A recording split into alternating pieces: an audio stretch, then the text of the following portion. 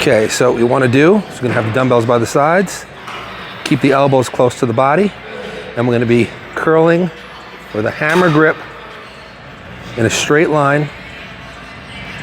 You can do them alternating or you can do them together. And as you can see, my elbows remain in place.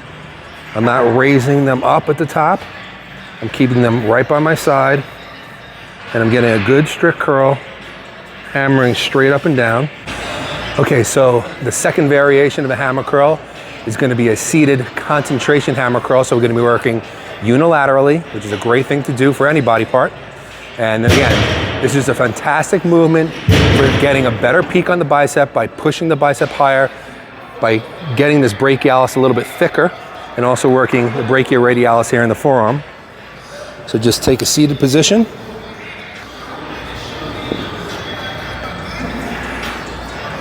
Grab the dumbbell. You're going to place the elbow on the inside of the thigh. And you're going to curl up just like this. Again, you want to make sure that the elbow remains on the thigh, that you're not picking it up, and you're just flexing at the elbow, getting a full range of motion. As you can see, I start all the way from a fully stretched position. You don't want to just come here. You want to go all the way to a fully stretched position. Come up, full stretch, and you can hold this squeeze at the top for a second or two, and you really feel a contraction here in the bicep and the brachialis, as well as the brachioradialis. An excellent variation on the hammer curl. Okay, so the next hammer curl that I'm going to do is a 90-degree preacher hammer curl, doing again one arm at a time. When I do these on a preacher, I prefer the 90-degree angle. I think that isolates the muscle a little bit better, and you get a better squeeze at the top of the motion, like I said, on this 90-degree angle rather than on a lesser angle. So you're just going to grab the dumbbell.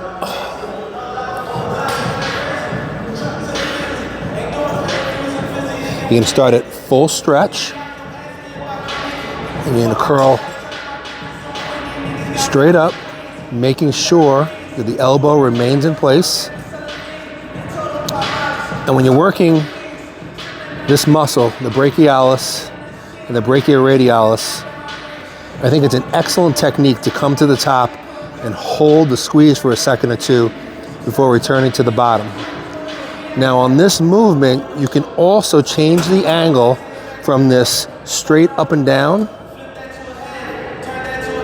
by switching your position, rotating inward, and again going sort of across the body like we did in those standing hammer curls.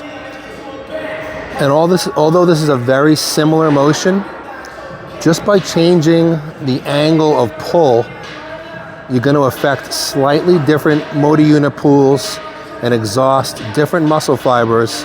So it's always good to include both variations from workout to workout, set to set, or even within the same set. Give this a try. Okay, so I'm going to show you a few more variations of the hammer curl. I'm going to be using cables now, and we're just going to do a standard low cable hammer curl using a rope. Principles are the same, but this gives you a little bit different feeling than free weights, so give this a try. Attach a rope to the low cable.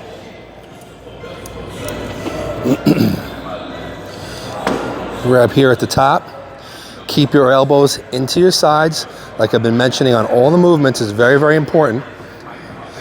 And keeping this grip here in a hammer style, you're just going to curl to the top, squeeze, and get a full range of motion. If you can't get a full range of motion, you're probably standing a little too close. So stand back a little bit. Make sure the arms are out straight. Squeeze to the top. Okay, so the next movement, this one's a really unique movement. What we're going to be doing is using an incline bench. The pulley again, we're going to set the pulley up nice and high. So this is a high pulley curl on an incline, but again, we're going to be using the rope and doing it in hammer style. This one really hits the brachialis and the brachioradialis really hard. You get a massive burn if you take these sets to failure. But you got to do this in proper form. So the first thing you want to do is you want to set your incline bench up. It could be anywhere from this angle. It could be a little bit steeper than this. Somewhere maybe between about 40 and 60 degrees would work. Grab the rope here at the ends. Lay back. Okay, and it's very, very important. Hold these arms up and away from the body, like this. You don't want to be down here. Up and away from the body. Keep the elbows in this position as you're curling, and just bring here the ends of the cable into the forehead. Squeeze. All the way back out straight. Don't cheat yourself and do a half rep. You want to be a full range of motion from full stretch to full squeeze. Now this is how I like to personally do it. I like to meet the ends of the cable with the top of my head. Some people actually like to separate the rope and come back a little bit further. You could do it that way as well, but just make sure that the elbows stay close and don't start to come out to the sides like this. Okay, the last movement I want to show you guys is again on the cable. I love incorporating cables into my workouts. Great to incorporate free weights, machines, and cables into any growth program. This is going to be, again, like a preacher curl. We're going to be using an incline bench.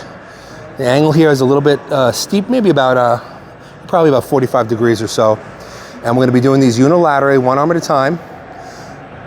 What you want to do is you don't need to have anything on the cable. Just grab the bottom of the cable by this little ball here. Come around to the side of the bench. Now, whichever arm you're going to be working, take that same leg, put it out in front of you, and the other leg back. And this is going to be your starting position. As you can see, my arm is completely straight. And you're going to just curl to the top. Getting a full range of motion. Again, we want to come to the top, squeeze, and down. And this again is another movement where we could actually go straight, or you can even angle this inward a little bit to get a slightly different feeling, as long as you are using a full range of motion. Okay guys, so I showed you a bunch of variations of hammer curls. Anybody who is a bodybuilder, who lifts weights, always wants to have better peak biceps. The main way to get a more peaked looking bicep, you can't change the shape of the bicep. That's just genetically laid out from you when you're a child. But if you build the brachialis, which I said lies underneath the bicep, and you thicken it, you will effectively push the bicep up higher, which will give you the look of a more peaked or a higher bicep. So always include at least one hammer style curl into your bicep workouts. I think it's a great way to finish the workout, but pick any of the movements that I gave you here, work it hard for about 3 sets to failure, and that will definitely show with thicker forearms, thicker arms from the top, and also more peak biceps. Like I said, include that in your program and you will see improved arms very, very shortly.